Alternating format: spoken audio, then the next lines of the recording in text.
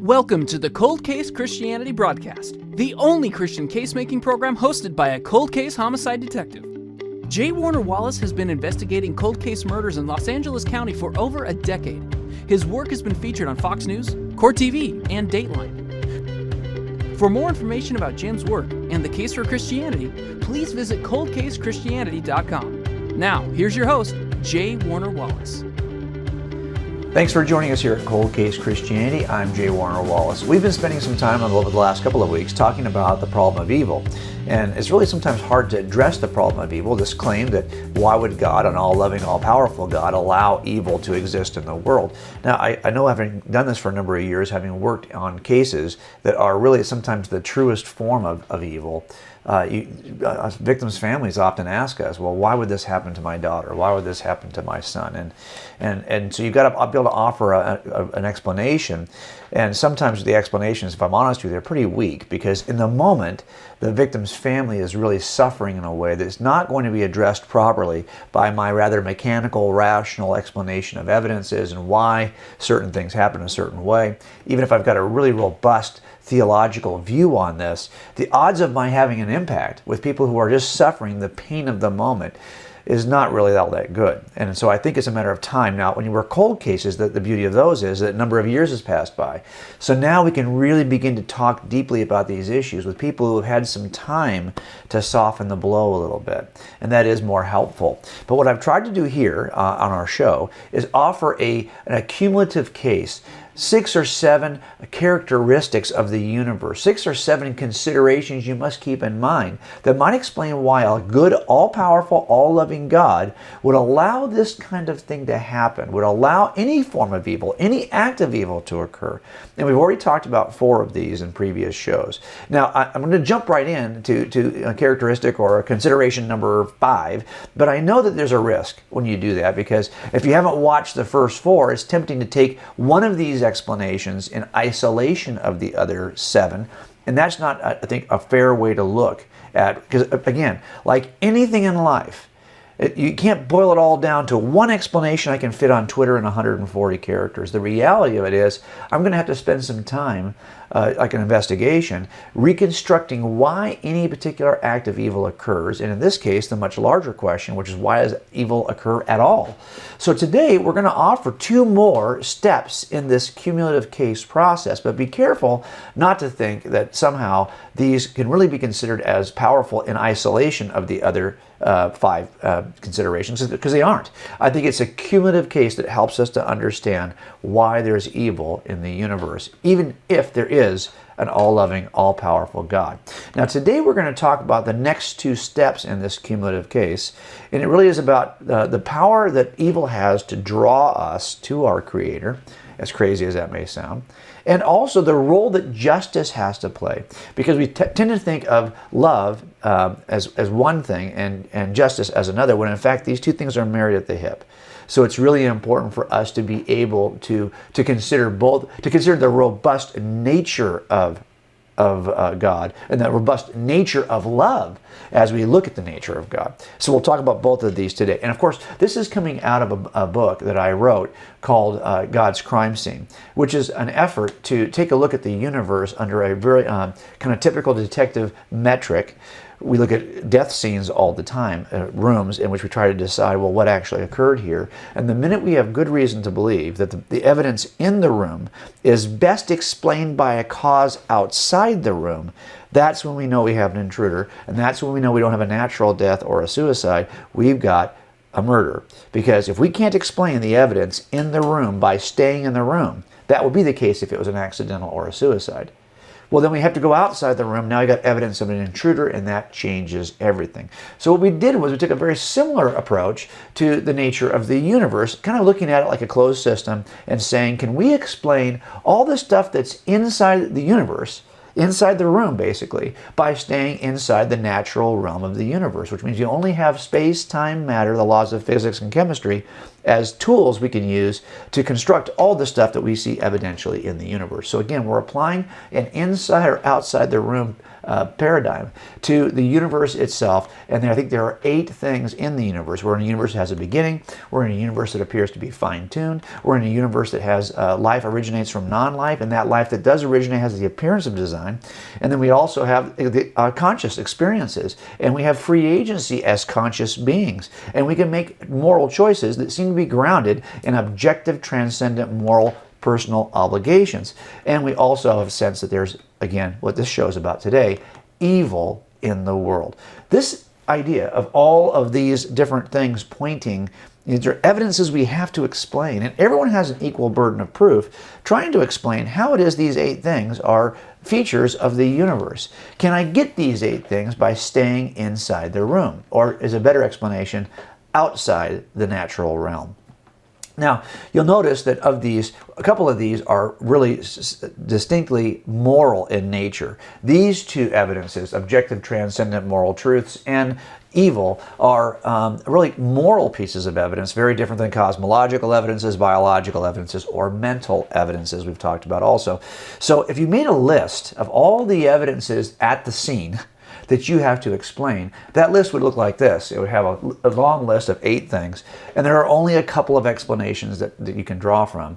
One, by staying inside the room through some level of natural, unguided physical processes, or 2, stepping outside the natural realm and looking at the existence of the activity, the causal activity of a being that interacts with the universe, that is the cause of the universe and everything in it.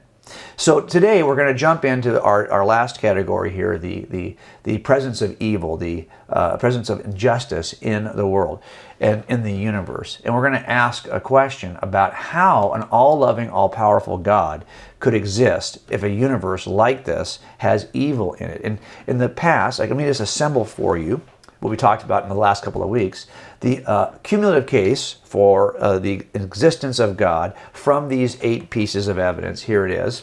And you'll notice I've made all 8 pieces of evidence. But if you look at this, the first 7, I think, could be offered as inculpating evidences. They all most reasonably point to the existence of a creator God outside the universe who is the cause for everything inside the universe. Those first 7, I think, can reasonably be called inculpating evidences.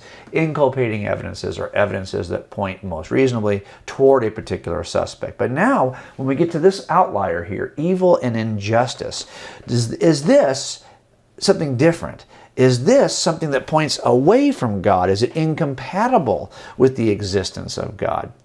If it is, it's what's called an exculpating a piece of evidence. And sometimes you can have what you think are several inculpating pieces of evidence that seem to be most reasonably pointing to a suspect. But guess what? If that suspect has an alibi and is out of the country at the time and he has no accomplices, well, then you're going to take him off your list because that alibi becomes that piece of exculpating evidence. So the question here is evil such a form of evidence that really, no matter what we say about the other ones, they can't point to God because, in fact, evil is the one thing that demonstrates there can be no all-loving, all-powerful God in the universe. That's really the crux of the matter. And that's where a lot of folks who are not believers would stand. Regardless of what kind of a case we might make with them, they would argue that they can't, the bigger problem is there's a piece of exculpating evidence that cannot be overcome. I actually think the piece of evidence can be overcome. And we've talked about it in steps, 7 steps, that really help us to understand why this could be the case. And we looked at 4 of those already. So what we'll do is we'll take a short break, and after the break we'll come back and we'll look at piece 5 and 6 considerations, the 5th and 6th considerations you have to keep in mind when asking how can an all-powerful, all-loving God allow evil to exist in the universe.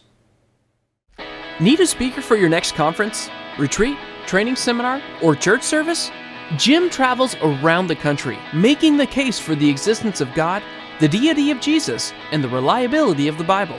He'd love to partner with you to create a powerful, transformational training experience. Just visit the Cold Case Christianity website and click the Book Me tab. You'll find everything you need to know there, including a list of Jim's speaking topics, promotional materials, Jim's speaking calendar, and a link to connect with our team so we can book your event. Okay, so before we jump into the fifth and sixth explanations, let's take a look at how they fit in the overarching set of seven considerations you have to keep in mind when asking why God would allow any evil in the universe. We've already looked at an accurate view of eternity is important. We've looked at the role that free agency plays. We've looked at the appropriate definition of love. We'll talk a little bit more about that today. And we've already looked at the role that evil plays in developing character. Now, you might ask yourself, as you hear those kinds of things, if I just throw them out as titles, the role that evil plays in character development, I think it makes it almost trivializes what we're really saying about this. And I'd encourage you to go back and listen to the other, or watch the other broadcasts where we really kind of try to flesh out that idea of what we're talking about in terms of character development. I actually find it to be so powerful in terms of explaining why certain evils exist in the world, in the universe, that some of these, I think, stand on their own 2 feet quite well. The rest, I think, require other things to be considered alongside of them. But today what we're going to talk about first is the power that evil sometimes has in drawing people to God. And you might think to yourself, please, really? You're going to tell me that some of the horrific evil, Jim, that you've worked as a cold case detective is an effort on the part of a holy God to draw people to himself? Like he's got no other way he could do this? Couldn't we just be automatically born with belief? Well, let's think about that for a second. If you were born, if we said, there's certain attributes of the universe we really cherish, even as an atheist, that I think are valuable. And I would want my own kids to be loving. I would want my own kids to be courageous. If they were born this way, if it was automatic, if it was just you don't praise your kids for their eye color. You don't praise your kids for how tall they end up being. We recognize that those are things that are inevitabilities based in large part on their genetic background. There are physical inevitabilities. If your ability to believe in God, to love, to believe in whatever it is you want to believe in, was a matter of genetic inevitability, there would be no value in it. We wouldn't cherish it. We wouldn't praise it because you were born with this. So you don't get any credit for this thing you had automatically on the basis of genetics. You don't get credit for that. It's only so if you really said that a voluntary love of God is what it is God wants from us, to be in relationship with us, to recognize our need for a Savior, and to voluntarily come to resolve that need and recognize it on your own, so that choice you make to be forgiven for everything that you are is done freely. You freely acknowledge who you are, first of all, and then you freely accept the gift that God is offering you. If that is the goal, to have you freely do it, then I cannot make it part of an inevitable genetic outcome. It has to be something that is not like your hair color or eye color, but instead is something that you would choose freely, because then the choice would truly be your own. You'd get it. You'd actually have to get it before you could do anything.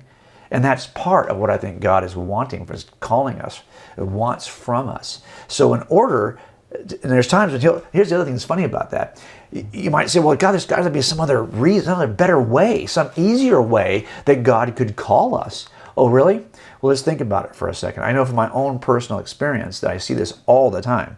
It's not as though, all the years, as 35 years I was not a believer, it's not as though God never made any effort to reach me. I mean, those of us who are not believers, God makes an effort constantly to reach out in a way that is less maybe violent or less troubling than through some act of evil. And of course, and many of us, we do come to faith in those situations. We do come. He's given us His Word, and most of us in America, at least, recognize that that's available to us. It's still the best-selling book. We can go out, we can buy a Bible. You can get a Bible for free from most churches. So it's not as though this is not available to us. Yet, if you'd have asked me, I was not interested. So one way He's trying to reach me, I would basically deny. I would reject.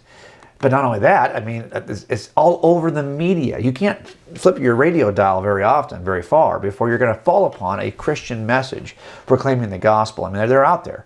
They're on TV. If you're in a hotel room, there's probably 2 or 3 channels you'll flip through that you might be watching this show right now because you flipped through that media and you fell upon this show. It's not as though there's not access painlessly to the information that God could give us, both in His Word and through all the media that's available in a media-saturated, a media-rich internet, a media-rich environment like America. Certainly it's available to us. So it's a much easier way we could be drawn to God, I would agree. And not only that, you probably have friends. I had friends who wanted to share what they believed as Christians. I can tell you that through all of that, I largely ignored it, rejected it.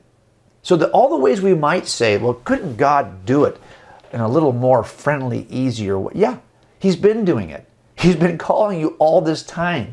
And you may just end up rejecting. There are people who will watch this show and mock it and mock the message of Christianity even as they're watching this show. Now, if they didn't, they could be called and drawn to God through a show like this. But as they mock and reject it, God may just have to go another way. Now, do you really want Him to go another way? Because if these kind of more benign approaches to drawing people to Himself don't work, there's another option. And we see it all the time. When people are driven to the foot of the cross on the basis of some kind of alleged natural disaster, I don't even like that word, but the point is some event occurs in their life, some act of alleged evil, either a crime committed toward them or something happens in the natural environment that they interpret as evil.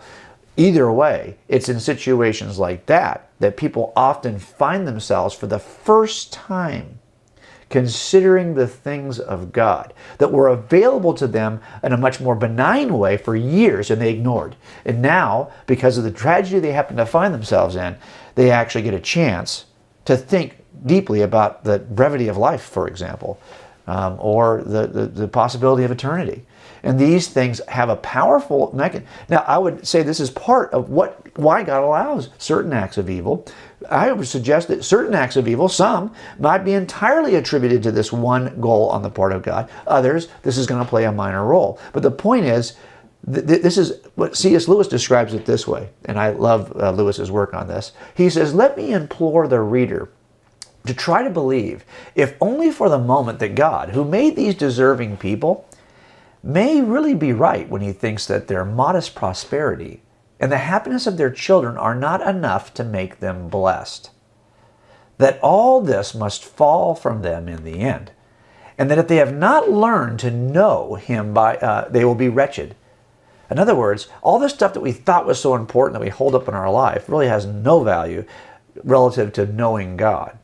So, C.S. Lewis says, and therefore He troubles them, warning them in advance of any insufficiency that one day they will have to discover. The life to themselves and their families stands between them and the recognition of their need. He makes that life less sweet to them. It does seem reasonable that a loving God might see how distracted we are and remove some of those distractions. You do know, I'm sure you have friends who are relatively self-consumed and capable of taking care of themselves in luxury or in comfort. And when we're comfortable, we very seldom look for answers outside of our own resources, outside of our own ability to make ourselves comfortable. So here we're looking at a possibility, I think a real possibility, a reasonability, that God would sometimes eliminate those distractions to get us focused on the stuff that matters. Eleanor Stump, the philosopher, puts it this way: no amount of moral or natural evil, of course, can guarantee that a man will seek God's help. If it could, the willing it produced would not be free. That's an important issue.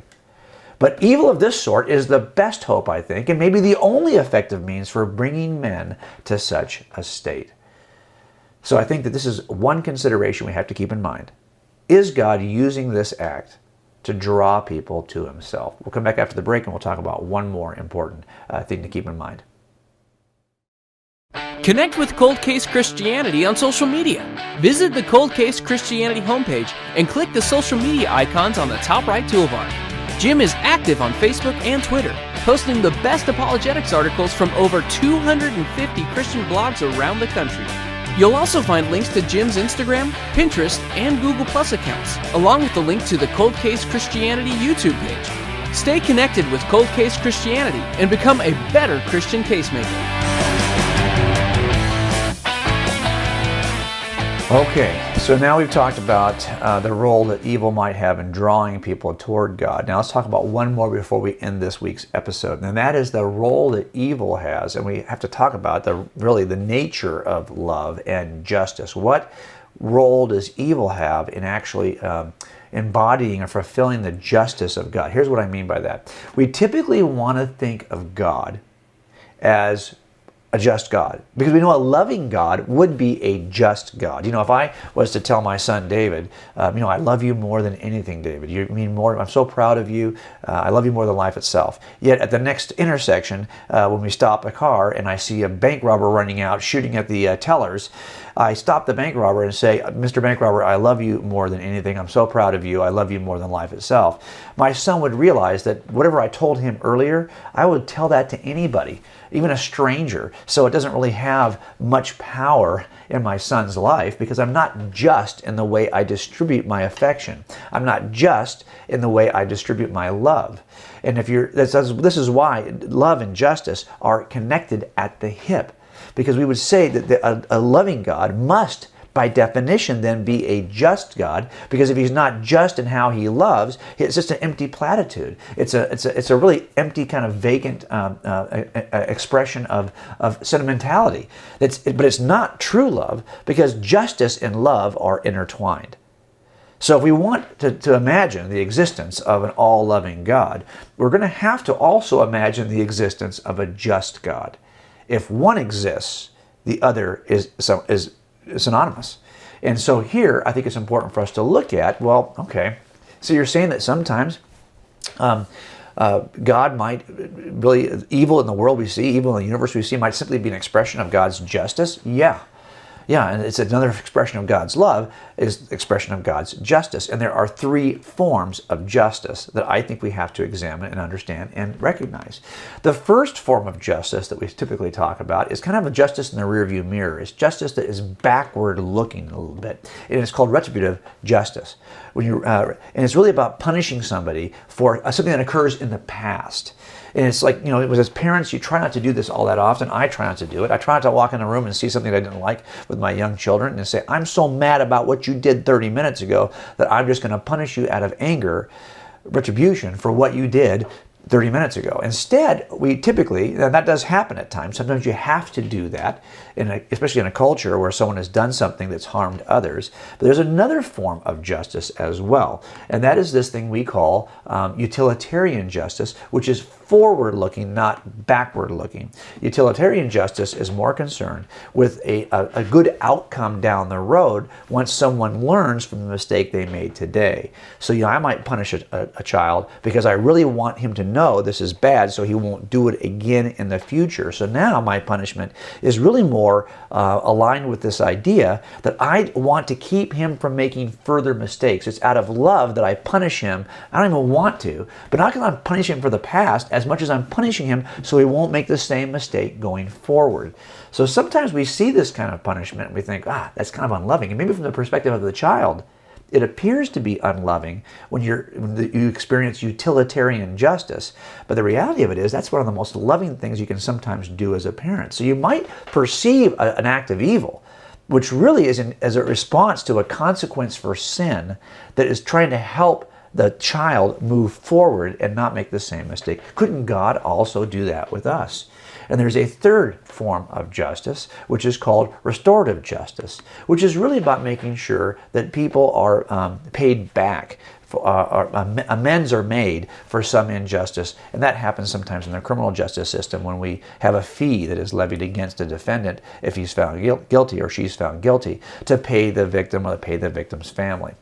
Look, if there's a loving God, he's a just God. And if he's a just God, he's going to have one of these three forms of justice in mind.